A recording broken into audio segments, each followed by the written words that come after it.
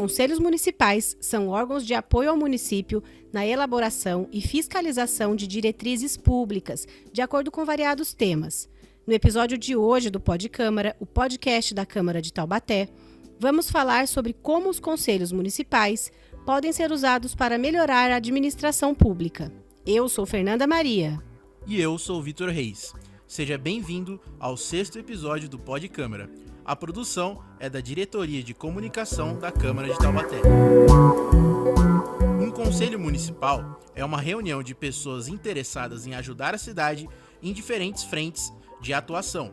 O conselho é criado por lei e auxilia o prefeito na tomada de decisões. Em Taubaté, existem diversos conselhos, como por exemplo o de meio ambiente, Dos direitos da pessoa com deficiência, de assistência social, de habitação os 2 conselhos tutelares. e o Conselho dos Direitos da Pessoa Idosa, para citar alguns. A relação completa dos conselhos você encontra na página da Prefeitura de Taubaté, com detalhes de endereço, contatos e horários de reuniões. Apesar de estarem constituídos por lei, os conselhos reclamam da falta de estrutura para as tarefas mais simples e até mesmo de acessibilidade no solar dos conselhos, prédio onde funciona a maioria desses órgãos. Além disso, existe demanda pela criação de novos conselhos em defesa dos direitos das minorias, que reclamam por mais participação nesses espaços. A gente trouxe para conversar sobre este assunto a vereadora Elisa Representa Taubaté, do Partido Cidadania,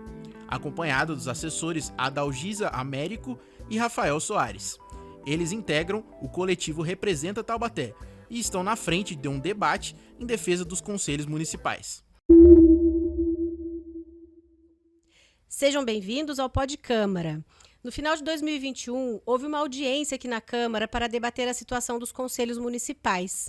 Elisa, como é a atual estrutura de reuniões e como o cidadão é recebido nesses locais? Nós temos por volta aqui na nossa cidade de 22 conselhos instituídos. Esses conselhos têm se encontrado, alguns presencialmente, alguns de forma remota e alguns, inclusive, de forma híbrida. Nessa audiência pública que a gente fez o ano passado sobre conselhos, vieram vários conselhos, né, representantes de vários conselhos, trouxeram suas demandas, apresentaram os trabalhos realizados no ano de 2021.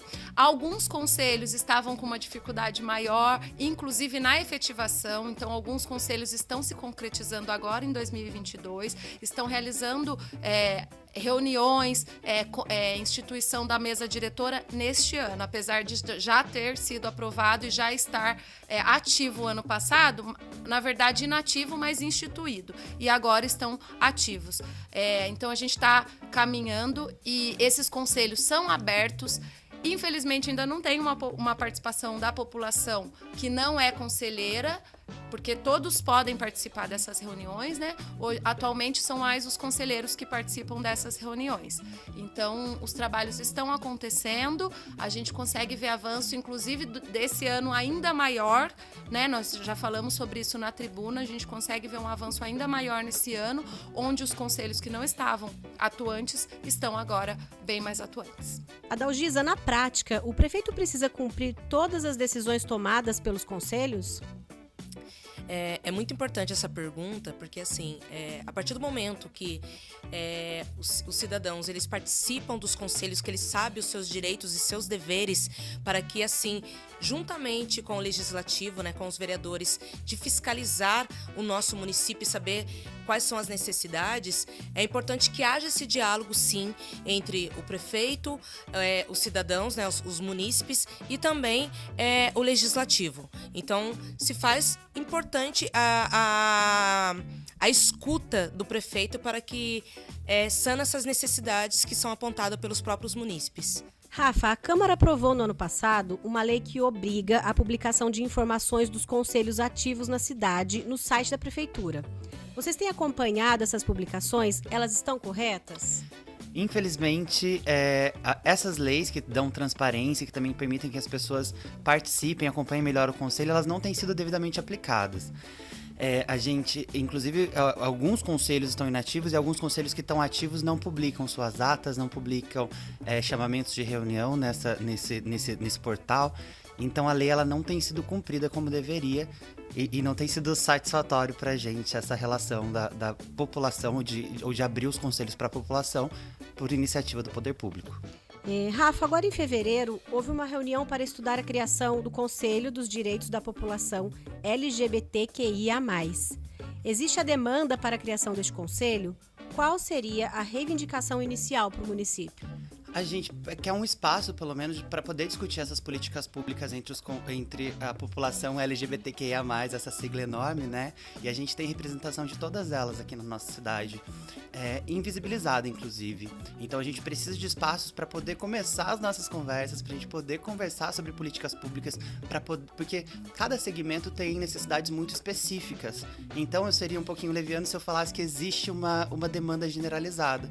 Lógico, a gente procura muito respeito, a gente procura espaço, a gente procura políticas públicas adequadas, mas cada letra da sigla tem necessidades específicas. Ano passado, a vereadora Thalita mandou um requerimento para a prefeitura perguntando o que tinha de política pública no município de Taubaté, e a resposta foi que a pessoa podia ser chamada pelo seu nome social quando era atendida pelo SUS. Isso não é uma política pública municipal, isso é uma política pública federal, que obrigatoriamente o município tem que cumprir, e no município mesmo não existe política pública para isso. Então a gente precisa, assim, de um espaço em que as pessoas que vivenciam isso na pele possam discutir e possam decidir políticas para a cidade. No início de março aconteceu o Fórum da Igualdade Racial, que tem, entre outras discussões, a intenção de promover a criação de um conselho específico. Adalgisa, você pode contar pra gente qual seria esse conselho e quais as atribuições ele teria? Esse fórum, né, ele iniciou mesmo na necessidade dos próprios munícipes de ter essa consciência da igualdade racial, e eu, como mulher preta, coloco aqui que é muito importante ter esse conselho, que é da igualdade racial, para que assim os munícipes possam entender as suas necessidades. Então, assim, esse conselho não é só do povo preto, é de todas as raças. Precisa-se ter esse conselho de igualdade racial até mesmo para que o próprio munícipe entenda de uma forma crítica, né, e debater quais são as suas necessidades. Elisa, também houve uma reunião para debater a criação do Conselho das Mulheres. Ainda estamos falando de uma época em que mulheres precisam lutar por direitos e reconhecimento na sociedade, ou já houve avanços nesse sentido? A gente está numa época que precisa ainda lutar bastante pelos direitos. A gente vê, inclusive, a gente traz essa bandeira de mais mulheres na política e nos espaços de poder, porque a política mesmo, ela não é representativa para as mulheres. Nós temos aí, somos a maioria da população, e nas câmaras municipais e no Congresso Nacional a gente ainda tem uma representação muito baixa. Está muito fresca essa atuação com o Conselho da Mulher, com as reuniões, porque eu acabei de vir de uma reunião do Conselho das Mulheres, da criação desse conselho, e agora a gente vai ter um fórum. Já tem muitas mulheres aqui em Taubaté que estão à frente desse ativismo mesmo pela criação do Conselho das Mulheres desde 2005 até antes.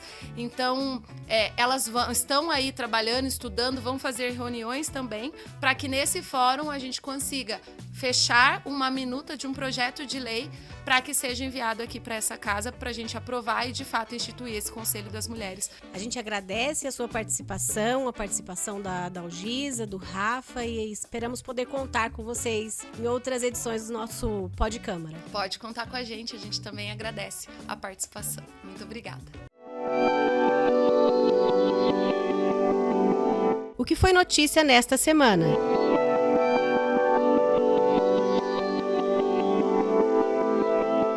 A Prefeitura de Taubaté arrecadou 1.266 milhões em 2021, o que representa 8,8% a mais da receita estimada pela lei orçamentária, que era de 1.164 milhões.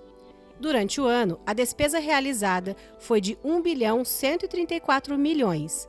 A prestação de contas do terceiro quadrimestre de 2021, que faz o fechamento do ano, foi realizada na Câmara de Taubaté no dia 25 de fevereiro. O IPMT tinha previsão de arrecadar 198 milhões em 2021, porém só atingiu 155 milhões, ou seja, 78,49% do esperado. No entanto, as despesas chegaram a quase a totalidade da expectativa, 193,5 milhões. A Unital alcançou 97,71% da receita estimada para o ano, 166 milhões de reais. Com a venda do imóvel de Ubatuba, autorizada pela Câmara, a universidade arrecadou 8 milhões e 600 mil.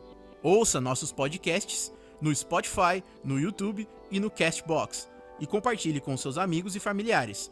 Você pode mandar sugestões para a gente pelo Instagram, @Câmara Taubaté, e seguir nossas páginas no Instagram, Facebook, Twitter e YouTube. Acompanhe também a programação da TV Câmara Taubaté no canal 4.2 Digital ou pela Claro TV Canal 4. No YouTube e Facebook, pesquise por TV Câmara Taubaté. A gente agradece a sua companhia. Até o próximo episódio.